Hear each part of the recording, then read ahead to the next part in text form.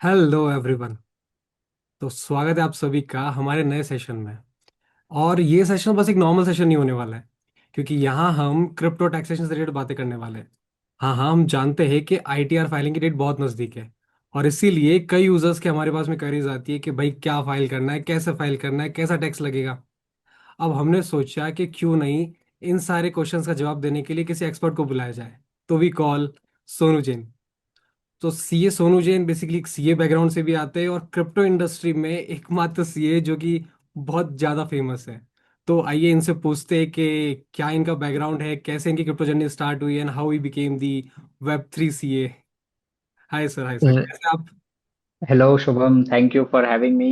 Hello to the whole Sun Crypto community को भी. I think markets तो bullish है ही, तो I think सबका पोर्टफोलियो भी ऊपर जा रहा है एंड सब happily ट्रेड कर रहे हैं. बिल्कुल बिल्कुल। So I think एक बहुत ही इम्पोर्टेंट पॉइंट आपने बोला शुभम कि कम्युनिटी का डाउट्स रहा है. तो ऑल्दो वी नो कि 3 साल से क्रिप्टो टैक्स है, बट देन कम्युनिटी को अब भी डाउट्स आते हैं क्योंकि उतना क्लियर नहीं है. तो ऑब्वियसली। ये जो चीज थी ना, ये लगभग 6 साल पहले भी थी जब मैंने अपनी क्रिप्टो जर्नी स्टार्ट करी थी. ओके। तो जब मैंने अपना ट्रेडिंग वगैरह स्टार्ट किया था, बिटकॉइन के बारे में लर्न करना स्टार्ट किया था, तो तभी आई थिंक तभी आरबीआई का बैन हुआ था. फिर उसके नेक्स्ट साल में सुप्रीम कोर्ट ने वो बैन भी हटा दिया था. तो बहुत सारी चीजें हुई थी जब मैंने ज्वाइन किया था. पर फिर जाके जब मैंने सीरियसली इसको देखना शुरू किया, फिर पता चला कि taxation is a very big problem. और हम्म ये एक इशू हर एक इमर्जिंग इंडस्ट्री के साथ होता है. कोई भी नई इंडस्ट्री आती है, नया सॉल्यूशंस बनते हैं, नए टेक्नोलॉजीज आते हैं, तो वो टैक्सेशन का इशू होता ही है.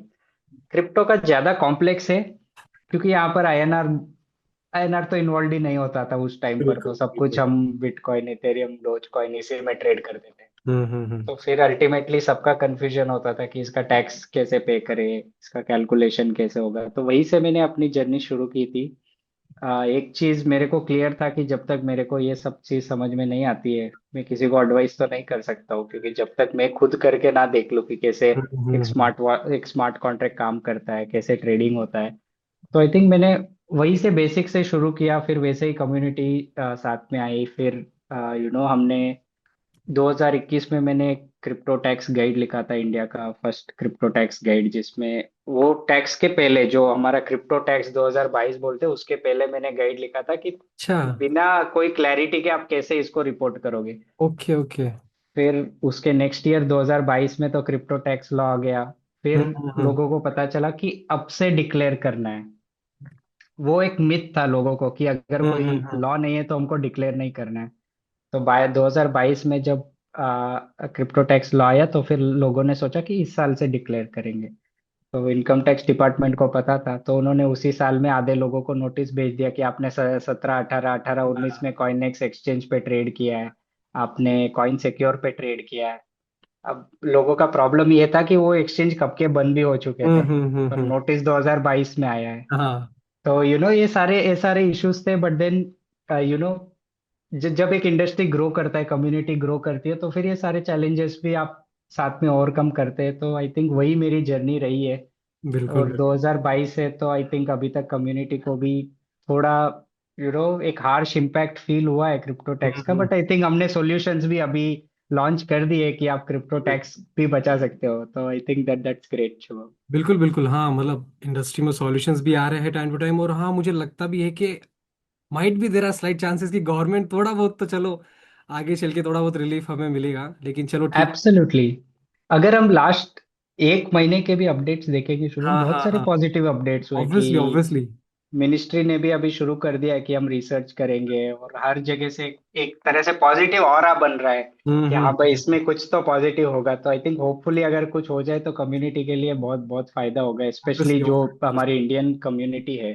तो हम छोटे हैं, मतलब हम्म। सारे सारे क्रिप्टो कम्युनिटी हमको ई बेगर्स बुलाते हैं, बट एक्चुअल में हम ही हैं जो जो बहुत सारे डी एप्स को एक्टिव यूजर्स देते हैं, उनका हम्म। वॉल्यूम बढ़ाते हैं. तो आई थिंक थोड़ा हमारा कंट्रीब्यूशन रहा है पॉजिटिवली, देश के प्रोग्रेस में भी रहा है. पर्सनली मैं बताऊँ तो जो मेरे जितने भी क्लाइंट्स हैं, वो इंडिया में डॉलर लाते हैं, वो काम क्रिप्टो में करते हैं, पर उनका जो पेमेंट आता है डॉलर में आता है, which hmm. Is a net positive. एक एक कंट्री जैसा इंडिया जिसका फॉरेक्स रिजर्व स्ट्रांग नहीं है, हाँ। उसके लिए जब एक कोई इंडस्ट्री ऐसी बनाई जा रही है जो इंडिया में डॉलर ला रहे हैं हम्म। बिना गवर्नमेंट के सपोर्ट के, गवर्नमेंट तो उनके पीछे पड़ी है लेकिन फिर भी ये लोग डॉलर ला रहे हैं हाँ इंडिया हाँ में, हाँ। तो आई थिंक इनको सपोर्ट करना चाहिए।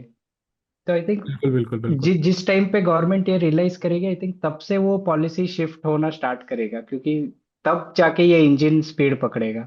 श्योर श्योर श्योर, ऑब्वियसली देखते हैं, होप करते हैं आज से कि अगले 1 या 2 साल के अंदर सही में कोई अच्छे पॉजिटिव नोट गवर्नमेंट की तरफ से देखने को मिले, क्योंकि अडॉप्शन काफ़ी अच्छा देखने को मिल रहा है।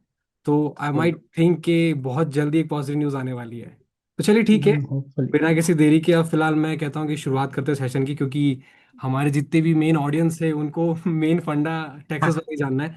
तो सबसे राइट। बेसिक से स्टार्ट करते हैं कि मैं पहले आपसे जानना चाहता हूँ कि अभी फिलहाल करंट में एक नॉर्मल बेसिक टैक्सेशन वगैरह अभी क्या है, और अभी करंट की आईटीआर फाइलिंग की लास्ट डेट वगैरह क्या आने वाली है। Right, absolutely Shubham. तो इसका बेसिक से स्टार्ट करते हैं। तो आईटीआर फाइलिंग का प्रोसेस ऐसा होता है कि आप एक फाइनेंशियल ईयर, तो फाइनेंशियल ईयर का मतलब होता है कि 1 अप्रैल से लेके 31 मार्च तक। तो अगर आप इस पीरियड के अंदर आप कोई भी इनकम कमाते हो तो आपको उसके बाद आपको 31 जुलाई तक आईटीआर फाइल करना पड़ता है। हम्म। अभी जो ये पर्टिकुलर अभी टैक्स फाइलिंग सीजन चल रहा है, ये 1 अप्रैल 2024 से लेके 31 मार्च 2025 तक लोगों के जो भी अर्निंग्स हुए उसको रिपोर्ट करना है।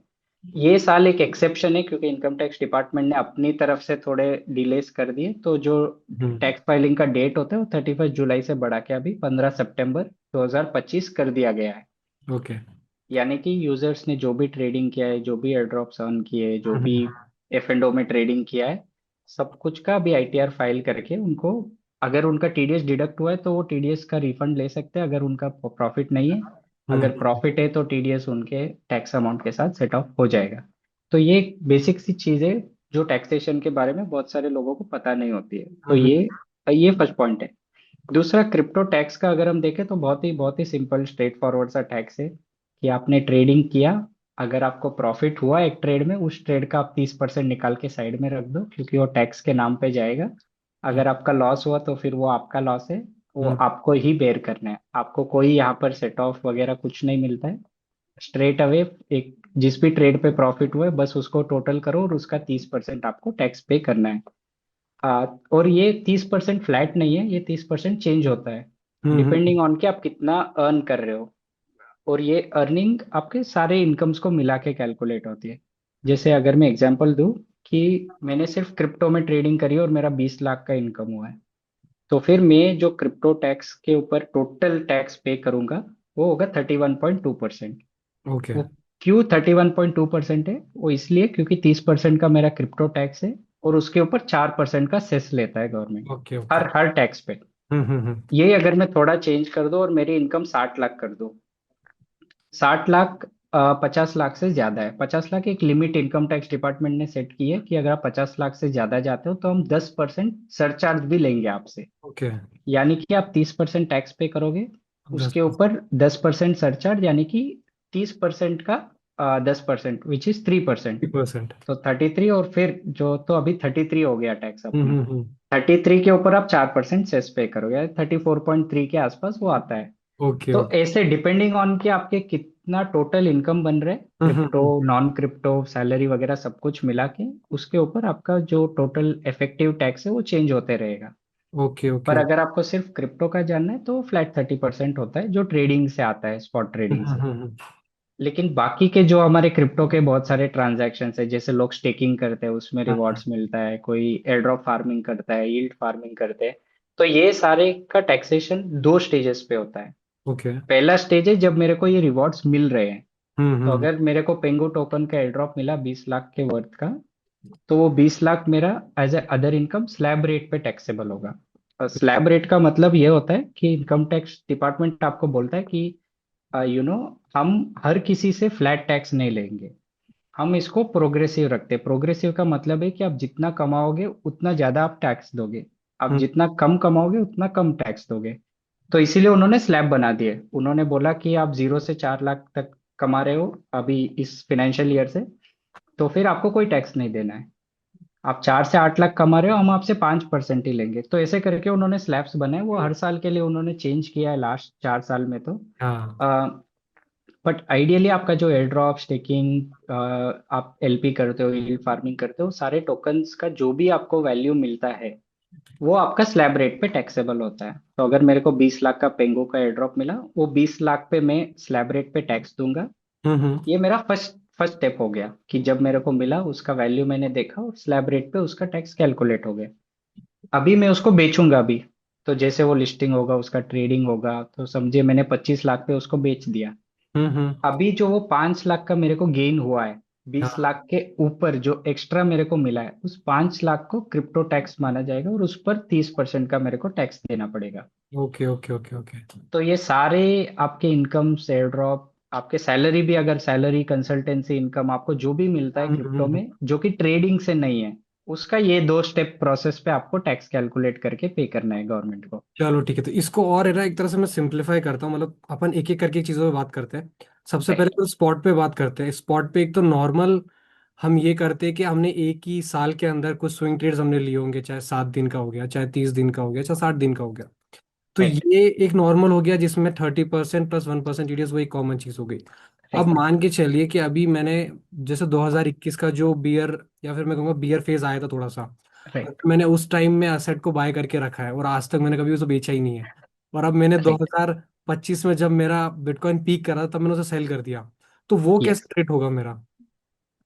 राइट। ये बहुत ही इंटरेस्टिंग क्वेश्चन है शुभम, क्योंकि हम जो जो भी इन्वेस्टर स्टॉक मार्केट से आते हैं, उनका ये अंडरस्टैंडिंग होता है कि जो टैक्सेशन है वो 2 पार्ट्स में डिवाइडेड होता है, एक शॉर्ट टर्म होता है और एक लॉन्ग टर्म होता है। और दोनों का टैक्स रेट भी अलग अलग होता है। पर क्रिप्टो का प्रॉब्लम ये है कि यहाँ पर ये शॉर्ट टर्म लॉन्ग टर्म का कोई कॉन्सेप्ट ही नहीं है। इन्होंने बोला आपने जब भी खरीदा, जब भी बेचा, हमको कोई फर्क नहीं पड़ता है। हाँ। आपका जितना प्रॉफिट हो आप प्रॉफिट कैलकुलेट करो और उसका 30% हमें दे दो। हम ना आपको कोई कंसेशन देंगे और ना ही कोई बेनिफिट देंगे। तो बट अगर इसके मैंने, इसके यस, अंदर ही एक्सेप्शन आता है कि वो जो भी जोधपुर हाईकोर्ट वाला जो केस हुआ था, वो राइट। एक्सेप्शन अब क्या वो सबके लिए होना चाहिए, क्योंकि वो सिर्फ एक इंडिविजुअल के लिए करके खत्म हो गया? तो क्या वो सबके लिए अप्लाई करता है? अब जैसे मैं भी मान लो कि अगर आईटी डिपार्टमेंट के पास जाता हूँ कि भाई तुमने उस बंदे को तो दे दिया, मुझे भी दो यार ये करेक्ट। चीज, तो उस राइट। चीज का फिर क्या सॉल्यूशन आता है?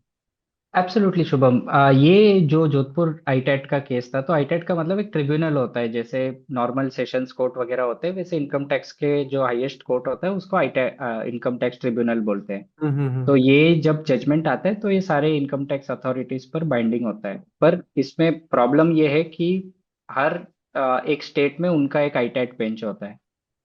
तो आईटेट जोधपुर है, फिर आईटेट बैंगलोर है, आईटेट चेन्नई है, तो ऐसे बहुत सारे होते हैं और ये सब इंडिपेंडेंटली भी डिसीजन देते हैं।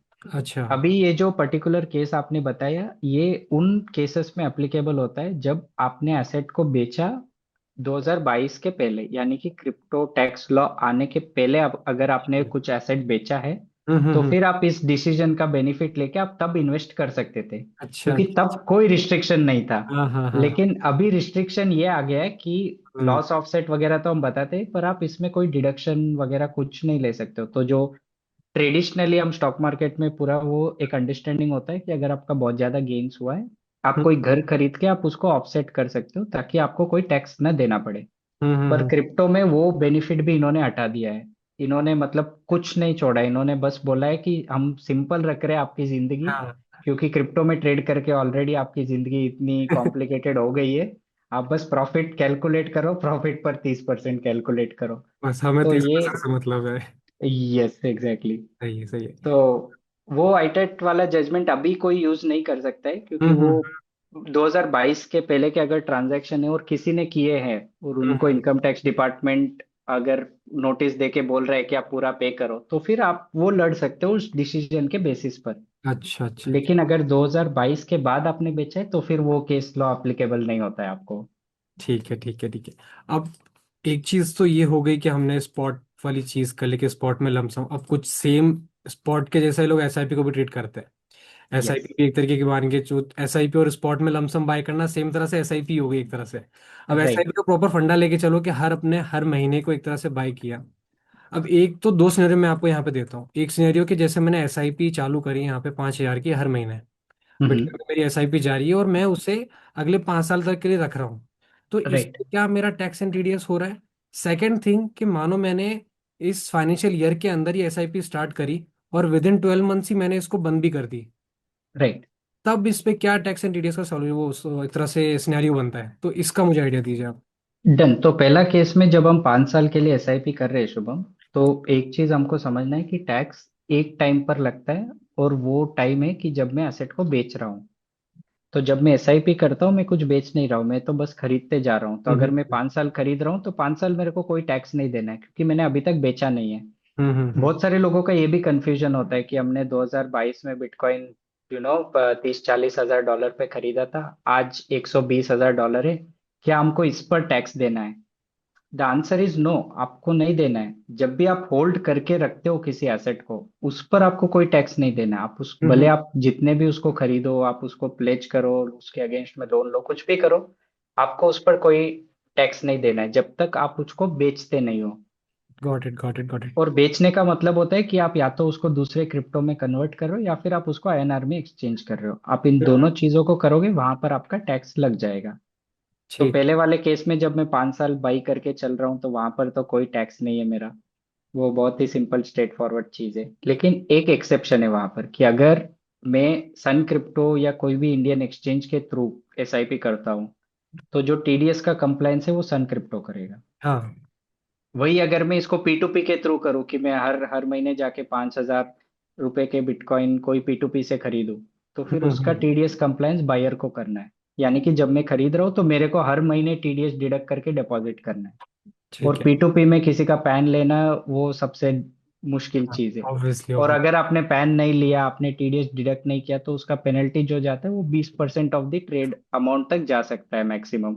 हम्म। यानी कि अगर मैं 5 हजार का खरीद रहा हूँ, तो मेरा 2 हजार तो बस वो पेनल्टी में जाएगा, बाकी वो लेट फीस वगैरह जो भी लेंगे वो पूरा मिला के फिर तो कुछ वैल्यू बचेगा नहीं। हाँ हाँ हाँ हाँ। तो वो एक चीज जब भी लोग P2P करते हैं उनको ध्यान में रखना चाहिए।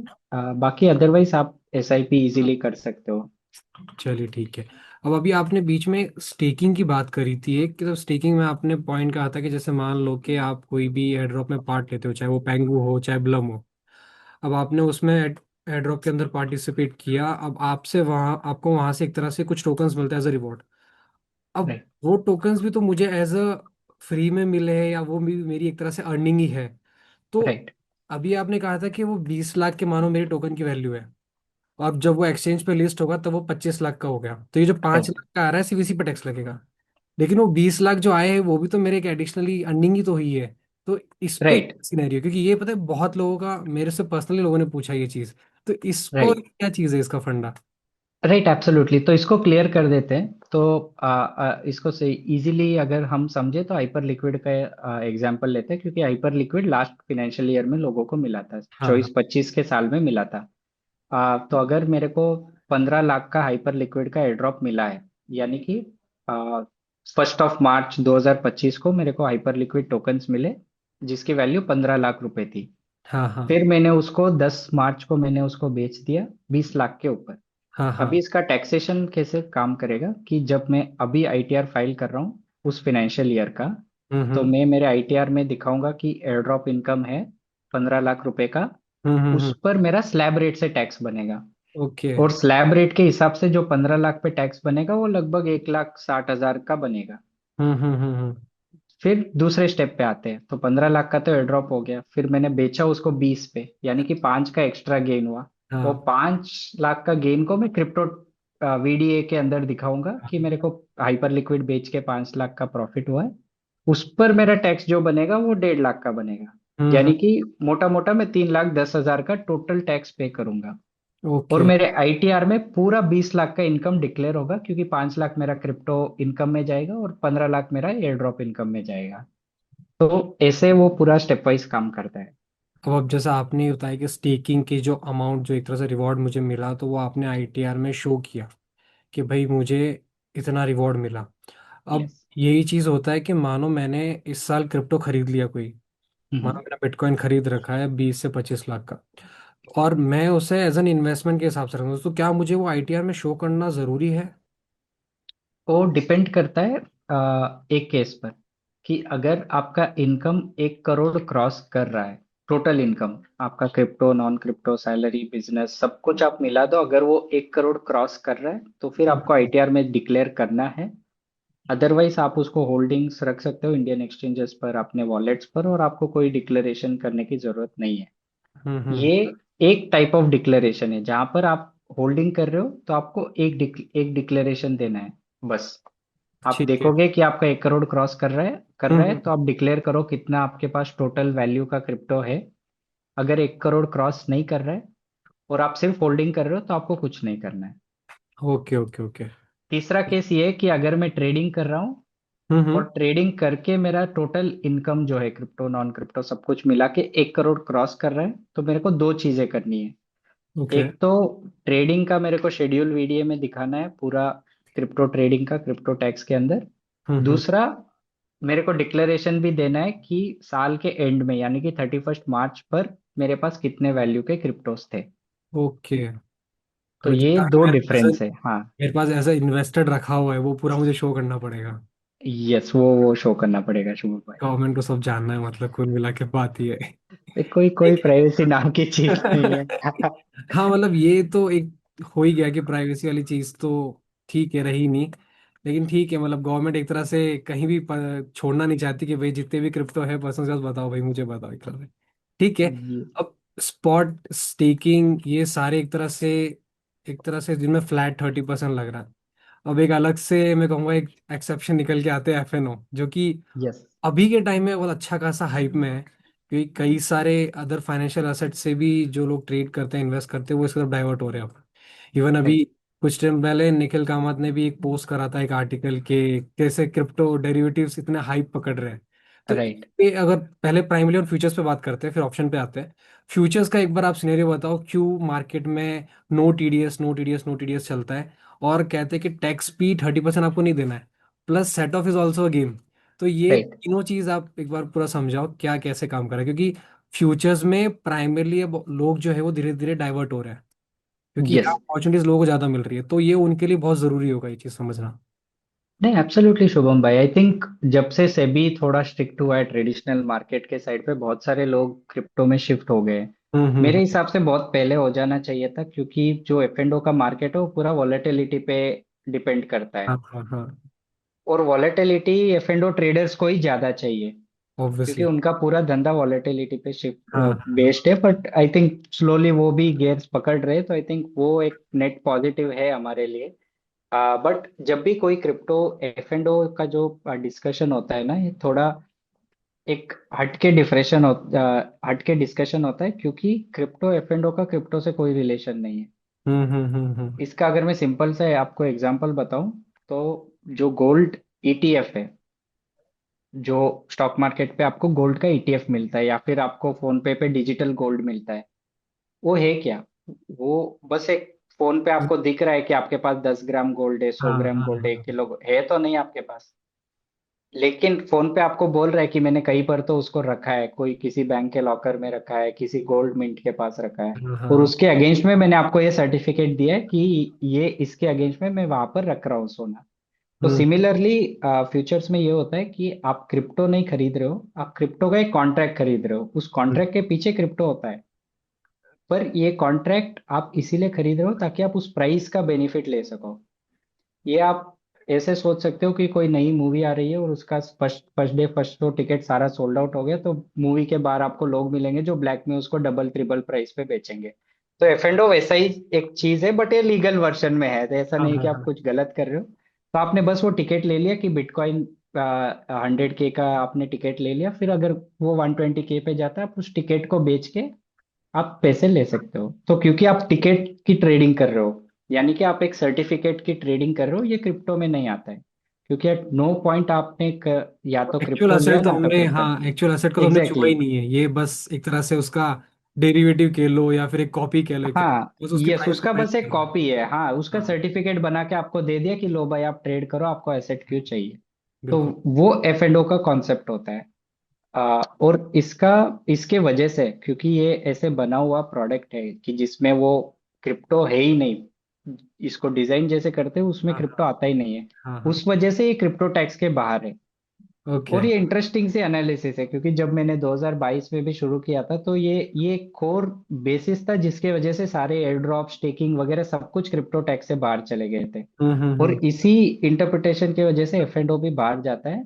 और वो ये है कि अगर क्रिप्टो टैक्स में कोई भी आपका क्रिप्टो ट्रांजैक्शन फॉल करेगा, वो हम्म। सिर्फ एक ही कंडीशन पे करेगा कि वहां पर ट्रांसफर होना चाहिए क्रिप्टो एसेट का। ऑब्वियसली। और ट्रांसफर का उन्होंने मतलब डिफाइन किया है कि आप या तो कोई एसेट को बेच रहे हो या फिर आप उसको एक्सचेंज कर रहे हो। हाँ। तो जब मैं एफ एंड ओ कॉन्ट्रैक्ट खरीदता हूँ, मैं कोई क्रिप्टो एसेट बेच नहीं रहा हूँ और ना ही मैं कोई एक्सचेंज कर रहा हूँ। सिमिलरली जब मैं उस पोजीशन को क्लोज कर रहा हूँ, मैं ना कोई क्रिप्टो बेच रहा हूँ ना ही कोई एक्सचेंज कर रहा आप हूँ। बस एक कॉन्ट्रैक्ट के तो साथ में खेल रहे हो बस। हाँ, मैंने बस कॉन्ट्रैक्ट बाई किया, कॉन्ट्रैक्ट सेल किया, उसका जो पी एंड एल बना वो पी एंड एल बना ना। मेरे को वो बिटकॉइन मिला अगर मैंने बिटकॉइन फ्यूचर्स में $1,000 कमाए। ऐसा नहीं है कि वो बिटकॉइन मेरे वॉलेट में था, वो था ही नहीं, मैंने 100x लेवरेज कर दिया, थोड़ी मेरे पास 100 BTC आएगा। तो ऑब्वियसली। एग्जैक्टली तो वो क्योंकि कॉन्ट्रैक्ट्स होते हैं वो क्रिप्टो टैक्स के बाहर होते हैं, तो वहां पर इसीलिए 1% टीडीएस कोई एक्सचेंज डिडक्ट नहीं करता है, क्योंकि वो क्रिप्टो ट्रांजैक्शन ही नहीं, वो F and O pure F and O transaction है हम्म। जहां पर आप स्पेकुलेटिव ट्रेडिंग कर रहे हो। और वहां पर आपका जो भी स्टॉक मार्केट में जैसे एफ एंड होता है उसका सेम टैक्सेशन अप्लाई होता है, आप लॉसेस वगैरह ऑफसेट कर सकते हो। और आप सारे एक्सपेंसेस जो आपके फंडिंग फीस वगैरह होते हैं वो सारे भी आप डिडक्ट कर सकते हो। अब इसमें एग्जांपल लेके चले, जैसे मान लो कि मोटा मोटा मेरे को अप्रोक्सीमेटली मैंने इससे 20 लाख कमाए एक फाइनेंशियल ईयर के अंदर, और मेरा जो लॉस हुआ है अप्रोक्सीमेटली वो 5 लाख का मेरा लॉस हुआ अभी तक। राइट। मैंने आपको 5 लाख का लॉस बता दिया, 20 लाख का मेरा अभी तक का प्रॉफिट हुआ है, और मेरी क्लोज टू 2,000 प्लस ट्रांजेक्शन हुई है। तो अब इनका पूरा क्या क्या इसके अंदर, मतलब टैक्स तो थोड़ा भी नहीं बनता, या फिर थोड़ा तो बनता ही है, मतलब एक तरह से ये चीज़ नहीं, है। टैक्स तो आपका बनता ही है। तो जैसे आपका नेट प्रॉफिट जो निकल के आता है वो 15 लाख निकल के आता है, क्योंकि 20 का हम्म। आपने प्रॉफिट किया और उसमें 5 का लॉस भी है, तो 15 आपका नेट पी एंड एल बन के निकलता है। हाँ। ये आपका स्लैब रेट पर ही टैक्सेबल होगा। ओके। तो यानी कि 15 लाख के इनकम पर आपका 1.5 लाख के आसपास का टैक्स बनेगा, और आप टैक्स पे कर सकते हो 2,000 ट्रांजेक्शन के लिए। एक चीज यूजर्स को ध्यान रखना है, वो ये है कि हम्म। जब भी आप एफ एंड ओ करते हो तो आपका जो आईटीआर फाइल होता है वो आईटीआर 3 फाइल होता है। बहुत सारे लोग उसको आईटीआर 2 में वगैरह डिक्लेयर कर देते हैं, वो गलत है, आपको आईटीआर 3 ही फाइल करना है और ये ये बिजनेस इनकम में ही जाता है। ओके। हाँ, ये यही चीज़ मैं क्वेश्चन पूछने वाला था कि एज अ बिजनेस आ गया या एज एन इंडिविजुअल आ गया, क्योंकि लोगों के यही होता है, गलतियां हो जाती है चीज़ों के। फॉर्म 2 के अंदर डालना है, फॉर्म 3 के अंदर डालना है, तो यही चीज़ें यहाँ से क्लियर होगी। ठीक है। तो अब जैसे फ्यूचर के अंदर अभी अपना ये डिफरेंशिएट हो गया कि चलो एक स्लैब रेट पे टैक्स लगता है। अब मान के चलो मैंने फ्यूचर के अंदर एक फाइनेंशियल ईयर क्लोजिंग से जस्ट पहले एक लॉन्ग की पोजीशन ओपन करी। मान लीजिए हम्म। मैंने अप्रोक्सीमेटली कुछ 20 से 25 लाख की एक पोजीशन बिटकॉइन में लॉन्ग की ओपन करी, और वो पोजीशन मेरे फाइनेंशियल ईयर क्लोज होने के बाद भी ओपन है। तो ये राइट। कैसे ट्रीट होगी? अब मैं इसको बंद कर रहा हूँ अगले साल के अंदर, अगले फाइनेंशियल हम्म। ईयर के अंदर, और राइट। प्रॉफिट बुक किया मैंने अगले के अंदर, लेकिन डिलीवरी मैंने करेक्ट। इस टाइम पे ही ले ली थी। तो ये यस। कैसे ट्रीट होगा पूरा? ये एक इंटरेस्टिंग क्वेश्चन है शुभम, और यहाँ पर एक और डिफरेंस आता है आईएनआर और यूएसडी फ्यूचर्स का, तो वो भी मैं हम्म। समझाऊंगा। तो जब भी मैं कोई पोजीशन फ्यूचर्स में ओपन करता हूँ, तो मेरा टैक्सेशन तब तक नहीं लगता है जब तक मैं पोजीशन क्लोज ना कर दूं। तो ठीक है। अगर मैंने 30 मार्च को 2025 को कोई पोजीशन ओपन करी, मेरा साल हम्म। तो 31 मार्च को एंड हो गया, लेकिन मैंने पोजीशन क्लोज करी 1 अप्रैल को, तो मेरा जो पी एंड एल बनेगा वो 1 अप्रैल का बनेगा। 30 मार्च पर मेरे को कुछ नहीं देना है। ये सिचुएशन होगा अगर मैंने आईएनआर फ्यूचर्स किया है। ओके। अगर मैंने यूएसडीटी फ्यूचर्स किया है तो 30 मार्च पर मेरा वीडीए का टैक्स आएगा, क्योंकि मैंने यूएसडीटी बेच के कॉन्ट्रैक्ट खरीदा है। हाँ। फिर 1 अप्रैल को मैंने कॉन्ट्रैक्ट बेच के पैसा वापस लिया, तो वो वहां पर एफ एंड ओ का आएगा। तो इसीलिए मैं बोलता हूँ कि आईएनआर फ्यूचर्स इज इजियर लोगों के लिए ऑब्वियसली टैक्स ऑब्वियसली। वाइज। वो आपका बहुत सारे टैक्स इश्यूज कम करता है आईएनआर फ्यूचर्स। यूएसडीटी फ्यूचर्स में आपका हेडेक बहुत है, क्योंकि इनकम टैक्स डिपार्टमेंट उसको एफ एंड ओ मानता ही नहीं है, वो बोलता है कि बॉस आपने क्रिप्टो में ही ट्रेडिंग किया है।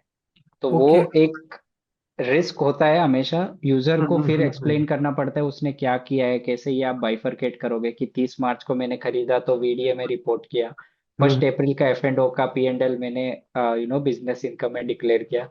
तो ये यूजर के लिए खुद को कैलकुलेट करना डिफिकल्ट है। तो ऑब्वियसली आप सोच सकते हो ऑब्वियसली। कि इनकम टैक्स ऑफिसर को समझना तो वो तो दूर की बात है। हाँ हाँ हाँ हाँ तो हाँ। वहीं पर वो यूएसडीटी फ्यूचर्स का थोड़ा वो इश्यू आ जाता है।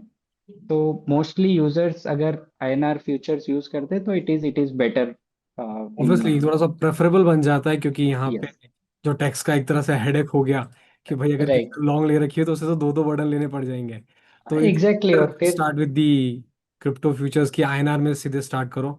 और नॉर्मल आईएनआर में फ्यूचर स्टार्ट करना इज वे मोर इजियर, क्योंकि इतना ज़्यादा हेडेक है नहीं। अब लोगों को होता क्या है ना कि if they want to trade in USDT, जैसे बाइनेंस वगैरह पे अगर लोग करते हैं, तो पहले राइट। P2P वगैरह वो चीज़ भी करो, फिर वहाँ पे जो आपने अभी राइट। बर्डन बताया वो बर्डन अलग आ गया, वो बर्ड। तो मच मोर यस। हेडेक हो गया। इससे उसके चलो ऊपर आपका साइबर का भी रिस्क होता है कि आप पी2पी में ऑब्वियसली। बिनांस में बाई कर रहे हो, बैंक अकाउंट फ्रीज हो जाएगा, तो हाँ हाँ। बहुत सारे इश्यूज है यूएसडीटी फ्यूचर्स करने में। ऑब्वियसली ऑब्वियसली, इसलिए मैं यहाँ पे सजेस्ट करूंगा कि स्टार्ट करने क्रिप्टो फ्यूचर्स तो सन क्रिप्टो पे करो, क्योंकि यहाँ पे आईएनआर और यूएसडीटी दोनों पे अवेलेबल है। आपका जो मन हो, जैसे मन हो वैसे स्टार्ट करो। बाकी अगर प्रेफरेबल आईएनआर बताया गया है तो वो आपको समझ में आ गया होगा अभी कि क्यों बताया गया, क्योंकि एक टैक्स बर्डन आपके ऊपर कम करेगा, तो it's more user friendly, tax friendly कि आप आईएनआर के अंदर स्टार्ट करो। बाकी हाँ, क्रिप्टो फ्यूचर्स का एक तरह से यहाँ से कॉन्सेप्ट अपना क्लियर हो जाता है। Now moving forward to the options. Options देखो, वैसे मेरे थोड़ा सा बस के बाहर वाली चीज़ है, क्योंकि ऑप्शन हर किसी की बस की होती नहीं, लेकिन फिर भी मैं यूज़र जो है, जो ऑडियंस अपनी देख रही है, मैं उनके लिए एक तरह से सिनेरियो जानना चाहता हूँ कि ऑप्शंस में किस तरह से चीज़ें ट्रीट हो रही है, टैक्स वाइज एक तरह से। राइट। तो शुभम, जो एफ एंड ओ बोलते हैं तो फ्यूचर्स एंड ऑप्शंस का टैक्सेशन अपना सेम ही होता है। ओके। तो फ्यूचर्स करो या ऑप्शंस करो, आपका टोटल सेम ही होता है। एक चीज जो अलग होती है ऑप्शंस में वो ये है कि आपका टर्नओवर कैलकुलेशन जो होता है। तो ये मैं थोड़ा समझा देता हूँ कि क्योंकि मैंने बताया कि जब आप एफ एंड ओ करते हो तो आपको आईटीआर 3 फाइल करना है और ये बिजनेस इनकम में जाएगा।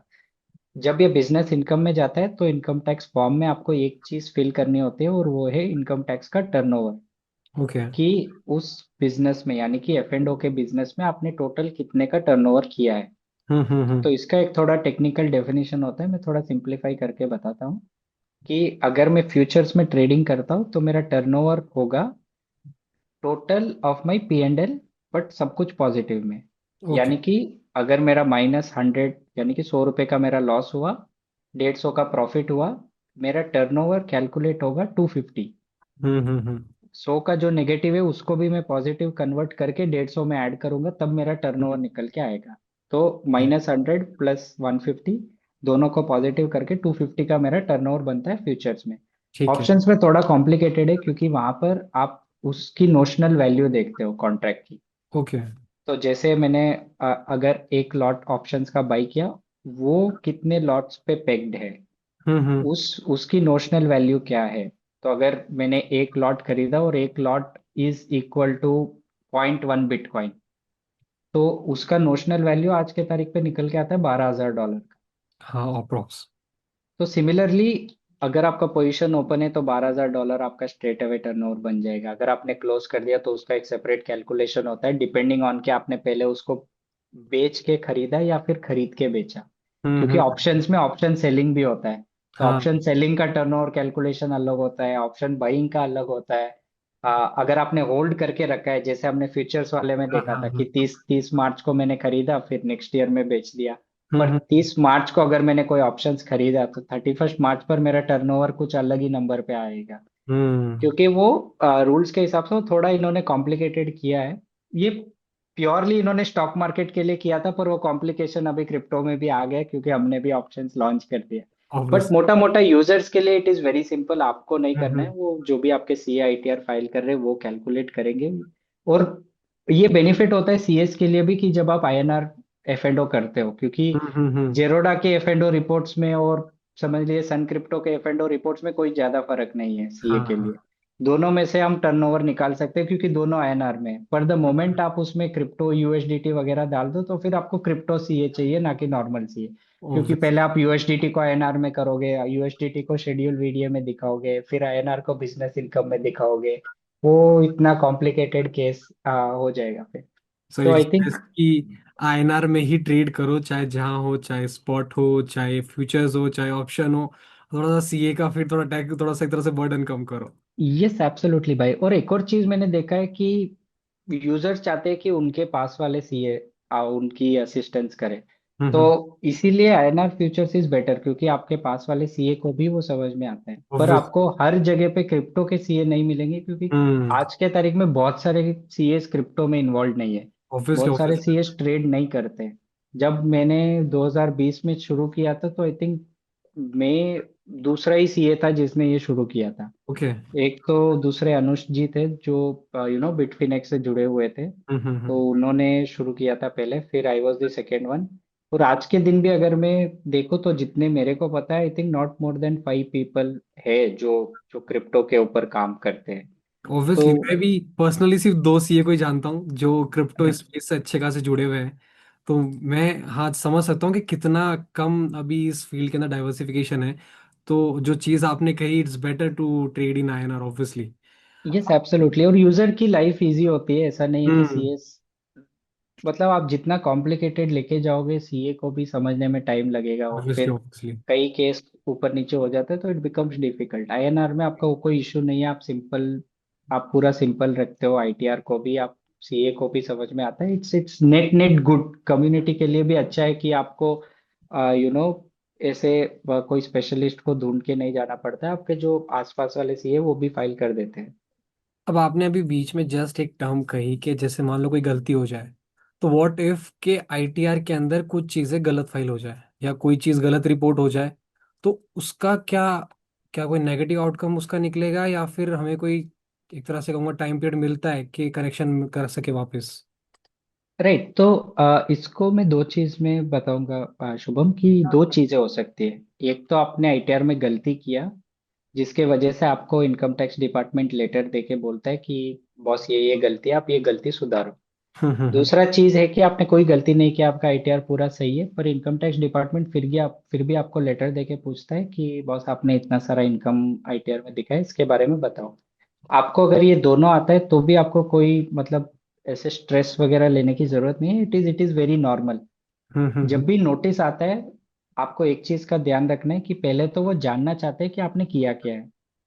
वो आपको इमीडिएटली नहीं बताएंगे कि आपने कुछ गलत किया है या फिर कोई रॉन्ग रिपोर्टिंग हुई है। पहले वो आपसे सारा डॉक्यूमेंट्स लेंगे, आपका केस समझेंगे, आपने क्या क्या किया है, आपके कहाँ कहाँ से आपने ट्रेडिंग किया है, आपके कितने वॉलेट्स है, या फिर हम्म आपका स्टॉक मार्केट में कितना ट्रेडिंग है, आपका सैलरी इनकम कितना है। तो पूरा आपका केस वो समझेंगे पहले, फिर वो आपको बताएंगे कि आपने कैलकुलेट किया उसके हिसाब से 20 लाख का टैक्स बन रहा है, पर हमने कैलकुलेट किया इसमें 22 लाख का बन रहा है, तो आप ये 2 लाख का डिफरेंस पे कर दो। हम्म। तो वो पूरा एक प्रोसेस होता है जिसमें कम्युनिकेशन होता है। अभी इसमें बहुत सारे लोग डरते हैं कि नोटिस आ जाएगा तो पुलिस घर पे आएगी, इनकम टैक्स डिपार्टमेंट वाले उठा के लेके जाएंगे। तो ये सब कुछ नहीं होता है, ये बस फिल्मों में होता है। रियल लाइफ में ऐसा कुछ नहीं होता है। पर एक एक वर्स्ट केस में होता है कि इनकम टैक्स डिपार्टमेंट आपके अगेंस्ट में केस फाइल करता है, अगर आपने उनको मतलब ऐसे बोल दिया कि मैं आपको कुछ डेटा नहीं दूंगा, मैं आपसे कोऑपरेट नहीं करूंगा, आप जो उखाड़ सकते हो हम्म। उखाड़ लो। अगर आप उनको ऐसे बताओगे तो फिर वो आपके अगेंस्ट में केस कर सकते हैं, वो वर्स्ट टू वर्स्ट केस है। बट सारे जो 99.99% क्रिप्टो कम्युनिटी है, उनको कोई स्ट्रेस लेने की जरूरत नहीं है। जब भी नोटिस आता है पूरा डेटा के साथ अगर रिप्लाई करते हो तो वो सॉल्व हो जाता है। जो हम्म भी ऊपर नीचे टैक्स अमाउंट होता है वो आपको या तो पे करना पड़ता है छोटा मोटा पेनल्टी के साथ। यूजुअली 50% का वो पेनल्टी लगाते हैं टैक्स अमाउंट पर। बट वो भी कभी कभी आप प्रेयर करके आप उसको वेव भी करवा सकते हो। अब तो वो पूरा। यहीं पे एक और एड ऑन में लेके आता हूँ कि जैसे अभी कुछ लोगों को नोटिस वगैरह आ रहते हैं। क्यों? क्योंकि उन्होंने कई टाइम पहले कोई असेट बाय करके रखा और उन्होंने कभी शो नहीं किया। यस। तो ये नोटिस का क्या, कैसे वो रिजॉल्व होगा, पहली चीज। दूसरा, अगर कोई बंदा अभी भी ऐसा है जो उसने अभी तक मतलब 2000 मान लो 17-18 के अंदर बाय करके रखा होगा एसेट को, और उसने करेक्ट। आज तक कभी वो शो नहीं करा है, मतलब वो 2017-18 में उसने बाय कर रखा होगा तो आज उसकी वो अमाउंट बहुत अच्छी ग्रो कर गई होगी। यस तो आज उसे क्या करना चाहिए, ये दोनों चीजों पे आपका मैं वो पॉइंट ऑफ व्यू जानना चाहूंगा। एब्सोल्युटली शुभम, तो अगर किसी का नोटिस आ चुका है या नोटिस उनको नोटिस चल रहा है, नोटिस की जो प्रोसीडिंग्स होती है, तो पहला चीज है कि जब भी आपको नोटिस आता है तो आपको टाइम पीरियड दिया जाता है और आपको बताया जाता है कि आपसे क्या क्या एक्सपेक्टेड है।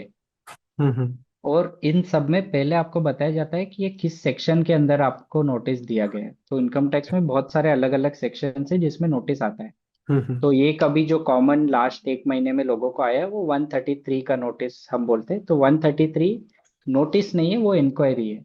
ओके। इंक्वायरी का मतलब होता है कि हम आपको नोटिस वगैरह कुछ नहीं दे रहे, हम बस आपसे जानना चाहते हैं आपके आईटीआर में आपने क्यों ये चीजें डिक्लेयर करी है, वो चीजें आपके पास आई कहाँ से, आपने पूरा डिक्लेयर किया है या नहीं। ये बस एक कॉन्वर्जेशन के टाइप में होता है कि हमको ओके। आपसे ओके। डिस्कस करना है आपके आईटीआर के बारे में, तो हम ये नोटिस दे रहे हैं। तो ये 133 का हो गया। फिर आपका 143 का आता है, जिसमें अगर आपके आईटीआर में कोई कैलकुलेशन का एरर है, हम्म। या फिर आपके आईटीआर में उनको कुछ डाउट्स है कि आपका टर्नओवर 100 करोड़ आ रहा है पर आपने प्रॉफिट 10 लाख डिक्लेयर किया, ये इतना कम क्यों है। क्योंकि हम्म। आप 100 करोड़ का धंधा करके 10 लाख का प्रॉफिट तो नहीं दिखा सकते हो। क्यों, कोई भी सोचेगा कि ऐसा धंधा आप कर ही क्यों रहे हो कि जहां पर 100 करोड़ पे आपका 10 लाख का प्रॉफिट बन रहा है। तो ऑब्वियसली। ऐसे एज ए लॉजिकल उनको क्वेश्चन आते हैं, तो फिर वो नोटिस देके आपसे क्लैरिफाई कर लेते हैं। तीसरा आता है आपका डिफेक्टिव नोटिस करके एक आता है कि बहुत सारे लोग, लास्ट ईयर ये हुआ था बहुत सारे कम्युनिटी मेंबर्स के साथ कि उन्होंने आईटीआर फाइल कर दिया, पर आईटीआर में पूरा क्रिप्टो का ट्रांजैक्शन डिक्लेयर नहीं किया। तो हम्म इनकम टैक्स डिपार्टमेंट के पास जो डेटा होता है उसके हिसाब से अगर समझ लीजिए कि मेरा सेल वैल्यू 10 लाख है, पर मैंने आईटीआर में 5 लाख ही दिखाया, तो वो डैश स्ट्रेट अवे डिफेक्टिव में चला जाता है कि बस आपने पूरा डिक्लेयर नहीं किया है, और ये बेसिक कैलकुलेशन में ही हमको पता चल रहा है कि आपने सही से हम्म। डिक्लेयर नहीं किया। तो फिर वहां पर आपको 15 दिन का टाइम मिलता है कि आप उसको चेंज करके इमीडिएटली नया आईटीआर फाइल कर दो। फिर लास्ट वाला जो थोड़ा कॉम्प्लिकेटेड वाला आता है वो 147 का आता है। वो अभी इन्होंने रोक के रखा है, 1 डेढ़ साल से किसी को आया नहीं है, पर 2022-23 में बहुत सारे लोगों को आया था जिन्होंने कॉइन सिक्योर कॉइन एक्स पे ट्रेडिंग किया था और उन्होंने डिक्लेयर नहीं किया था। और हम्म। वो सेक्शन बनाया गया है इस पर्पस के लिए जहां पर कोई डिक्लेयर नहीं कर रहा है अपने आईटीआर में। ओके। तो वो 147 का जब आता है वो 1 साल 1.5 साल के आसपास वो नोटिस का प्रोसीडिंग चलता है। हम्म। ऐसा है कि आप रिप्लाई करोगे, रिप्लाई करने के 3 महीने बाद आपको अपडेट मिलेगा कि और डेटा चाहिए नहीं चाहिए। फिर आपको जो जो इसका यूजुअल प्रोसेस भी होता है, आप रिप्लाई करोगे, इनकम टैक्स डिपार्टमेंट वापस रिप्लाई करेगा। फिर ये पूरा आगे पीछे होने के बाद वो आपको एक ड्राफ्ट ऑर्डर बना के देंगे कि आपने सारे सवालों का जवाब दे दिया है, या तो हम इसको एक्सेप्ट कर रहे हैं या फिर हम रिजेक्ट कर रहे हैं। और अगर वो रिजेक्ट कर रहे हैं तो वो बताएंगे क्यों रिजेक्ट कर रहे हैं, और उसके हिसाब से आपको कितना टैक्स अभी एक्स्ट्रा देना है, पेनल्टी कितना है, तो वो पूरा आपको प्रोसेस में बताएंगे। फिर आपको लास्ट एक चांस और देंगे अच्छा। कि आप वापस आके बताओ कि जो हमारा कंक्लूजन है हाँ हाँ। कि हम जिस बेसिस पे इसको रिजेक्ट कर रहे हैं वो क्यों गलत है। और हम्म। फिर अगर आप वहां पर डिफेंड करते हो तो फिर वो उसको एक्सेप्ट करके वो क्लोज हो जाता है। अगर वहां पर आप एक्सप्लेन नहीं कर पाते हो या फिर वो एक्सेप्ट नहीं करते, तो हम्म। फिर आप अपील में जाओगे, वो फिर और एक थोड़ा लंबा प्रोसेस है। बट मोस्टली सारे क्रिप्टो यूजर्स का 1 साल के अंदर सारे नोटिस सॉल्व हो जाते हैं। Okay okay. और दूसरा केस जो आपने बताया था कि अगर मेरे पास है मैंने डिक्लेयर नहीं किया, तो इनकम टैक्स डिपार्टमेंट का एक ऑप्शन आता है अपडेटेड आईटीआर करके। तो उसका मतलब होता है कि जब भी मैंने पहले आईटीआर फाइल किया था उसमें क्रिप्टो डिक्लेयर नहीं किया है, तो हम्म। फिर आज के तारीख में गवर्नमेंट मेरे को ऑप्शन देती है कि मैं जाके उस आईटीआर को अभी चेंज कर दूं। ओके। तो ये इन्होंने 4 साल के लिए अभी लाइव किया है। यानी कि हम्म। फिनेंशियल ईयर 23-24 से 23-24 और उसके पिछले 3 सालों का आप अपडेटेड आईटीआर फाइल करके जो भी आपने ट्रांजैक्शंस मिस किए हैं उसको आप रिपोर्ट कर सकते हो। पर एक चीज है कि वहां पर आपको थोड़ा बहुत पेनल्टी पे करना पड़ेगा, वो 25 से 60-70% तक का टैक्स अमाउंट पे लग सकता है। तो वो ओके। थोड़ा हायर एंड पे है। बट अल्टीमेटली आप अपडेटेड आईटीआर फाइल करने से पहले मैं एक सजेशन दूंगा कि आप सीए से बात कर लो। हम्म। क्योंकि हर बार स्ट्रेट अवे अपडेट करना सेंस नहीं बनता है। तो आप पहले एवेल्युएट करो अपने सिचुएशन को, क्या रिस्क है क्या रिवॉर्ड है, क्या आपको नेट फायदा होगा अपडेट करके नहीं करके, वो एक बार आप समझ लोगे सीए से तो फिर आप आगे डिसीजन ले सकते हो। स्ट्रेट अवे क्योंकि सरकार ने ऑप्शन दिया है मैं जाके अपडेट कर दूं, वैसे नहीं करना चाहिए। नहीं नहीं नहीं, ये तो फंडा क्लियर है कि भाई सीए से तो कंसल्ट करना बनता है, क्योंकि यही करने वाले टैक्सेस के अंदर हमारी हेल्प। अब यहाँ है ना, एक थोड़ा सा उटपटांग में कहूँगा क्वेश्चन लेके आता हूँ कि जैसे मान लो लास्ट ईयर फाइनेंशियल ईयर के अंदर वजीर एक्स के हैक से पहले अगर किसी बंदे ने 1 करोड़ रुपया उसमें डाला होता, बिटकॉइन वगैरह किसी भी एक असेट को खरीद के वहीं एक्सचेंज पे रखा है। राइट।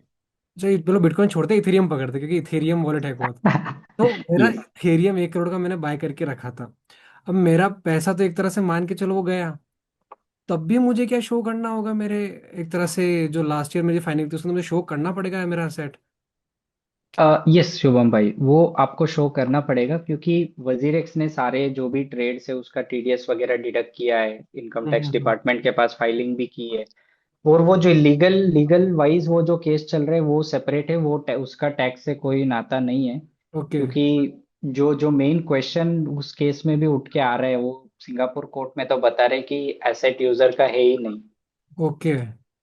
लेकिन पॉइंट ये है कि सिंगापुर कोर्ट ये नहीं बोल रहा है कि यूजर का एसेट है या नहीं, तो जब तक वो क्वेश्चन आंसर नहीं होता है, और हम्म। सिंगापुर कोर्ट ने बोल दिया कि मैं वो क्वेश्चन आंसर नहीं करूंगा, तो सॉल्यूशन ही नहीं। यूजर्स के लिए वो एक कॉम्प्लिकेटेड सिचुएशन बन जाता है, क्योंकि आपका टीडीएस डिडक्ट हो गया और इनकम टैक्स डिपार्टमेंट इसको समझेगा कि आपने क्रिप्टो में ट्रेड किया है, तो आपको वो डिक्लेयर करना पड़ेगा टू बी सेफ।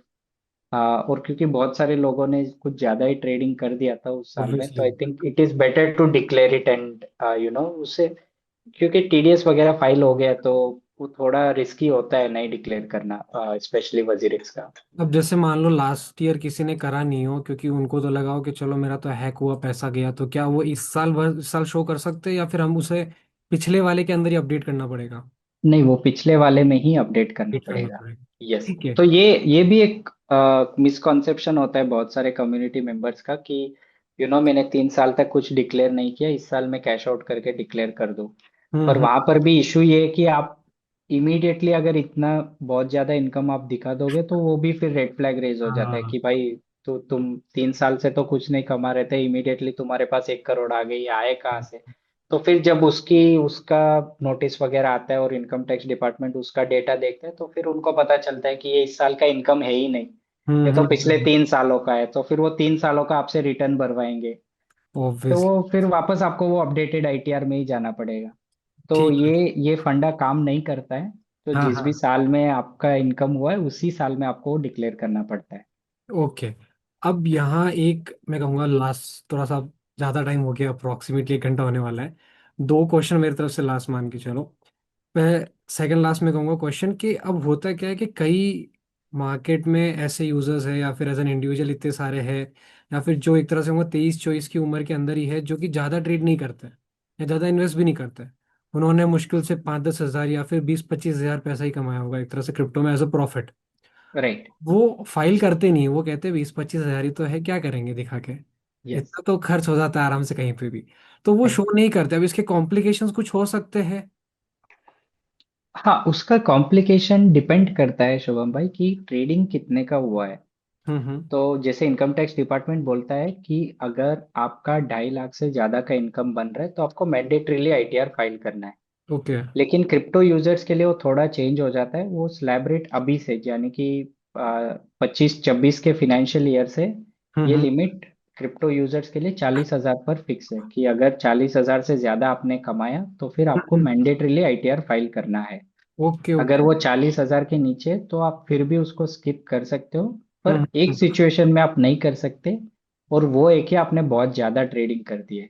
यानी कि 50, आपने जैसे बताया कि 25,000 का मेरा प्रॉफिट हुआ है, लेकिन उसको कमाने के लिए मैंने 25 लाख का टर्नओवर कर दिया है। तो हम्म। फिर मेरे को आईटीआर फाइल करना पड़ेगा, क्योंकि अदरवाइज वो वहां पर फ्लैग हो जाएगा आईटीआर कि भाई इसने बहुत ज्यादा ट्रेडिंग करी है और आईटीआर में कुछ नहीं आया है, या फिर इसने आईटीआर ही फाइल नहीं किया है। तो वो एक चीज अवॉइड करने के लिए या तो यूजर्स बहुत ज्यादा ट्रेडिंग ना करें, अगर छोटा कैपिटल है तो मोस्टली फोकस करें कि आप स्कैल्पिंग करो या शॉर्ट टर्म होल्डिंग रखो। ऐसे डेली ट्रेडिंग करना इज नॉट एडवाइजेबल, ये बस आपका आईटीआर कॉम्प्लिकेट करेगा। अदरवाइज आप 40,000 के अंडर में आप अगर लिमिटेड ट्रेडिंग कर रहे हो तो फिर यू कैन वो क्योंकि रिबेट में आ जाता है, तो फिर आपको कोई टैक्स पे नहीं करना पड़ता है, तो नहीं। इसीलिए वो 2.5 लाख के नीचे भी आ जाता है, you don't have to file an ITR.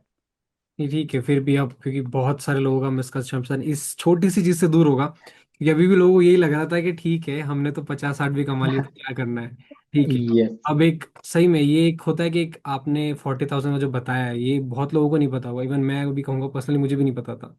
तो ये जब लोगों को पता चलेगा तब उन्हें लगेगा कि आईटीआर फाइल करना या फिर शो करना कितना जरूरी है इन चीज़ों के लिए। ठीक है। अब यही जैसे एक मिस्टेक के अंदर काउंट होता है। अब मैं आपसे ऐसे ही कोई ऐसी 3 से 4 मिस्टेक्स पूछता हूँ जो कि एक नॉर्मल यूजर हर बार कर देता है, जो कि उसे पता होनी चाहिए कि वो गलतियां ना हो और उसके क्या कॉम्प्लिकेशंस उसके भारी पड़ सकती है चीजें।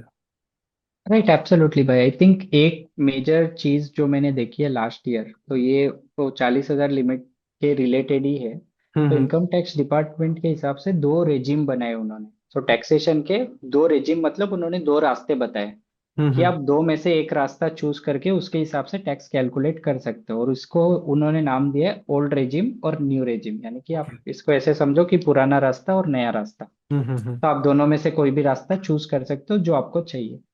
तो लास्ट ईयर बहुत सारे यूजर्स ने गलती ये करी कि उन्होंने ओल्ड रेजिम को चूज कर लिया। ओके। ये जब भी आप रेजिम चूज करते हो, आपको पहले या तो समझना चाहिए दोनों में फर्क क्या है, उसके फायदे नुकसान क्या है, और फिर आपको चूज करना चाहिए। क्योंकि हम्म। एक बार आप न्यू रेजिम से बाहर चले जाते हो तो वो आपके लिए बहुत ज्यादा डिसएडवांटेजेस हो जाता है। अभी से जो इनकम टैक्स डिपार्टमेंट का भी फोकस है, जो हम्म। कम से कम टैक्स लगता है वो आपका न्यू रेजिम में ही लगता है। ओके। तो लास्ट ईयर का जो, अगर मैं ये लिमिट बताऊं आईटीआर फाइलिंग का, न्यू रेजिम में 80,000 का था और ओल्ड रेजिम में 40,000 का था। ओके। और बहुत सारे लोगों ने क्योंकि उनको ये डिफरेंस पता नहीं था, उन्होंने सबने ओल्ड रेजिम में फाइल कर दिया। तो अभी हम्म। न्यू रेजिम में आना मुश्किल हो जाता है। ओके। और न्यू रेजिम का फायदा ये है, एक और फायदा मैं बता देता हूँ, कि जो हमने एग्जाम्पल लिया था एयर ड्रॉप 15 लाख का मिला, हाँ एफ एंड ओ हाँ। 15 लाख का हमने ट्रेडिंग किया, न्यू रेजिम में आपका टैक्स बना 1.5 लाख का। हम्म। यही अगर आप ओल्ड रेजिम में करते हो तो आपका टैक्स बनेगा लगभग 3.5 4 लाख रुपए का। डबल कर रहा है अप्रोक्सीमेटली। Exactly exactly। तो ये चीजें लोगों को समझनी चाहिए इससे पहले कि आप रेजिम चूज करो। और ओके। जो आप रास्ता चूज करोगे उसके हिसाब से आपका आईटीआर फाइलिंग का थ्रेशोल्ड भी चेंज होगा। हम्म लास्ट ईयर के लिए अगर आप न्यू रेजिम में जाओगे तो 80,000 के ऊपर अगर आपका पीएनएल है तो आप आईटीआर फाइल करोगे। अगर हम्म। आप लास्ट ईयर के ओल्ड रेजिम में जाओगे तो 40,000 के ऊपर आप आईटीआर फाइल करोगे। ऑब्वियसली। लेकिन इस साल से दोनों का लिमिट उन्होंने 40,000 पर ही फिक्स कर दिया कि आप नया रास्ता लो पुराना रास्ता लो, इस साल से जो भी प्रॉफिट होगा वो 40,000 पे फिक्स है। Okay okay okay. ठीक है ये ठीक। पहली गलती है। हाँ हाँ। दूसरा ये कि यूजर्स अपने सारे वॉलेट्स या सारे एक्सचेंजेस का डेटा डिक्लेयर नहीं करते आईटीआर में। हम्म। ये 3 महीने पहले ये केस हुआ था कि बहुत सारे लोकल बिटकॉइंस जो प्लेटफॉर्म था जो लास्ट ईयर बंद हो गया था, वो इंडियन एक्सचेंज नहीं है, लेकिन फिर भी लोकल बिटकॉइंस का सारा डेटा इनकम टैक्स डिपार्टमेंट के पास आया था और उन्होंने बहुत सारे लोगों को नोटिस भेजा था उसके रिलेशन में। हम्म। और सारे लोगों ने ये सोचा था कि ये फॉरेन प्लेटफॉर्म है, P2P प्लेटफॉर्म है, किसी को कुछ पता नहीं चलेगा, पर अल्टीमेटली बहुत सारे लोगों को नोटिस गया था। तो हम्म। इसीलिए कोई भी एक्सचेंज स्किप करना इज नॉट सजेस्टेड। चाहे वो इंडियन हो फॉरेन हो, अगर उसका कोई भी रजिस्टर्ड ऑफिस है किसी भी कंट्री में, तो वहां से डेटा निकालना इज वेरी इजी। और गवर्नमेंट्स के बीच में पहले से ही सारा एग्रीमेंट्स बना हुआ होता है सारे डेटा शेयरिंग के लिए। हम्म। हमने I think last to last month भी देखा था कि बहुत सारे लोगों ने जो यूएई में, दुबई दुबई में जो रियल एस्टेट खरीदे थे, उन लोगों को, बहुत सारे लोगों को ये नोटिस भेजा गया था इनकम टैक्स डिपार्टमेंट के साइड से ओके। कि भाई आपके इंडियन आईटीआर में 10 लाख का इनकम आ रहा है, पर आपने दुबई में जाके 5 करोड़ की प्रॉपर्टी खरीद ली। ये आप बताओ कि 5 करोड़ आए कहाँ से, हाँ। क्योंकि आपने तो कुछ डिक्लेयर नहीं किया हमारे पास।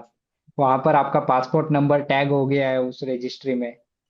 तो ऐसे जो डेटा शेयरिंग होता है उसके उसके रिलेशन में सारा ये डेटा अल्टीमेटली फ्लो हो जाता है इनकम टैक्स डिपार्टमेंट के पास। तो अगर आप कोई भी इंटरनेशनल एक्सचेंज यूज करते हो तो उसको डिक्लेयर करना इज वेरी इंपॉर्टेंट। अब यहीं पे मैं एक बार थोड़ा सा रोकता हूँ, मतलब एक इसी पे एक एड ऑन था जब आपने वॉलेट की बात कही। अब इस पे एक मैं एक चीज पूछता हूँ आपसे, जैसे मान लो कि मैंने कोई एक्सचेंज में आईएनआर डाला, हम्म। अब वहां से मैंने यूएसडीटी में उसे कन्वर्ट करा। अब वो राइट। यूएसडीटी मैंने अपने एक पर्सनल वॉलेट में भेज दिया, जैसे मान लो मेटामास्क में भेज दिया। हम्म। और अब मैं मान लो दुबई या फिर सिंगापुर टोकन 2049 के लिए गया, वहां पे मैं हर चीज के लिए पेमेंट उसी मेटामास्क के वॉलेट के थ्रू कर रहा हूँ। तो राइट। यहाँ पे क्या ये टैक्सेस टीडीएस इसमें कुछ इन्वॉल्व हो रहा है, इस पर जो मैं कन्वर्जन किया उस पे, या फिर पेमेंट जो कर रहा हूँ मैं उस पे कुछ? नहीं, यहाँ पर टीडीएस आपका एप्लीकेबल नहीं होगा। पर क्योंकि आप स्पेंड कर रहे हो, ये एक फॉर्म ऑफ ट्रांसफर ही माना जाता है ओके। टैक्स के हिसाब से। तो अगर मैंने उसमें 1,000 यूएसडीटी डाले थे, तो जब मैं 1,000 यूएसडीटी स्पेंड करता हूँ तो उसका जो 1 2 रुपए का वो फ्लक्चुएशन होता है, वो हम्म। मेरे आईटीआर में टैक्सेबल हो जाएगा। ओके। यस, ठीक बाकी ठीक। इट्स ओके, आप स्पेंड कर सकते हो, ऐसा कोई उसमें इशू नहीं है। हम्म। ठीक है ठीक है, अब वो जो कॉमन मिस्टेक वाली बात है वो आप चालू रखिए। हाँ। राइट। तो ये दो दो तो मैंने आपको एग्जांपल्स बता दिए, हाँ और जी। तीसरा और मोस्ट इम्पोर्टेंट है कि लोग रिकॉर्ड्स मेंटेन नहीं करते हैं। कि हम्म। बहुत सारे यूजर्स बर्नर वॉलेट यूज करते हैं, पर बर्नर वॉलेट का कोई रिकॉर्ड मेंटेन नहीं करते, फिर टैक्स के टाइम पे उनको पता ही नहीं चलता है कि भाई मेरे 100 के कमाए कहाँ से।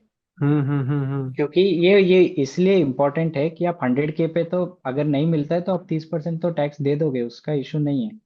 पर अगर आप निकाल सकते हो कि ये मैंने कमाए कहाँ से, शायद कुछ एयर ड्रॉप से आया हो, क्योंकि हम्म। एयर ड्रॉप फिर स्लैब रेट पे टैक्सेबल होता है, आपका हाँ। 30% पे नहीं आता है। वही स्टेकिंग से आया हो, तो ऐसे करके जब आपके पास डॉक्यूमेंट होता है तो आप एक तरह से टैक्स प्लानिंग भी कर सकते हो कि आपका टैक्स कम से कम जाए। अदरवाइज वो 30% तो है ही। ऑब्वियसली अब यहीं पे ना, जब आपने कहा कि रिकॉर्ड, अब कोई अगर बंदा डेस्क पर कर रहा है तो उसका तो टीडीएस भी नहीं कट रहा। तब अब वो तो भूल जाएगा कि डेस्क पे उसने क्या ट्रेड किया, क्या कैसे किया। अब कोई अगर एक जेन्युइन पर्सन है जो डेस्क के ऊपर ट्रेड कर रहा है, तो वो अपना क्या कैसे आईटीआर में शो करेगा। राइट, तो डेक्स का ट्रेडिंग भी जो है वो क्रिप्टो टू क्रिप्टो ट्रेडिंग में ही आता है। तो हम्म। यूजर्स को वो पूरा जो भी ट्रेडिंग है उसको पहले आईएनआर में कन्वर्ट करना है, और फिर वो शेड्यूल वीडियो में डिक्लेयर करना है। ओके। टीडीएस का जो पॉइंट है वो डेक्स पर अभी के लिए एप्लीकेबल नहीं होता है, हम्म। क्योंकि वो पूरा टीडीएस इस कॉन्सेप्ट से लाया गया था कि जब इंडिया में ट्रेडिंग होता है तो उसका ट्रैकिंग हो कि ओके। कौन दो लोग ट्रेडिंग कर रहे हैं। इसीलिए जब पी टू पी करते हैं तब टीडीएस एप्लीकेबल होता है। वो चाहे मैं प्राइवेट टेलीग्राम ग्रुप पे करूँ, बिनेंस पे करूँ, या कहीं पर भी करूँ, उससे फर्क हम्म। नहीं पड़ता। अगर दो लोग ट्रेडिंग कर रहे हैं आपस में और दोनों इंडियन है तो फिर टीडीएस एप्लीकेबल होगा। ओके। लेकिन डेक्स का इशू ये है कि वो एक पूल में से आता है पैसा, तो हम्म कोई एक ऐसा काउंटर पार्टी नहीं होता है जो आपको ये दे रहा है। तो उस वजह से डेक्स पर अभी के लिए टीडीएस एप्लीकेबल नहीं है। हम्म। बट जो भी ट्रेडिंग होता है वो तो आपको डिक्लेयर करना ही पड़ेगा। Cool cool cool. I guess बहुत सारे क्वेश्चंस कवर कर लिए अभी सेशन में। अगर फिर भी मैं कहूँगा कि अगर आपके और कोई भी क्वेश्चन हो तो आप कमेंट सेक्शन में बता सकते हो। तो वो हम सोनू सर के साथ में जुड़ के उसका कमेंट आप तक पहुंचा देंगे, उसका आंसर आप तक पहुंचा देंगे। अदरवाइज आप सर के एक्स हैंडल को भी फॉलो कर सकते हो, उनका I guess the web three C है उनका हैंडल यस, है। द वेब ये थ्री बहुत ही सी। यूनिक नेम है। तो आप उनको एक्स पर फॉलो कर सकते हो, उनसे सीधे वहां पे भी उनके कमेंट बॉक्स में जाके उनको मैसेज करके उनसे क्वेरीज पूछ सकते हैं। सर आपकी हेल्प कर देंगे, अदरवाइज आप हमारे पास आइए, हम सर से कनेक्ट करके आपके आंसर तक पहुंचा देंगे। तो thank you so much sir for connecting. एक लास्ट अगर आप कुछ कहना चाहे यूजर्स के लिए, जो भी इन टर्म्स ऑफ मार्केट या टैक्सेशन आपकी तरफ से कुछ भी। नहीं, आपसे आई थिंक एक एक कंक्लूजन ये होगा शुभम भाई कि अभी वैसे भी 16-17 दिन ही बचे आईटीआर फाइलिंग में। हम्म। तो आई थिंक यूजर्स को अभी थोड़ा वो गेयरअप होके सारा डॉक्यूमेंटेशन वगैरह सही से रिकॉर्ड रख के आईटीआर फाइल करना चाहिए।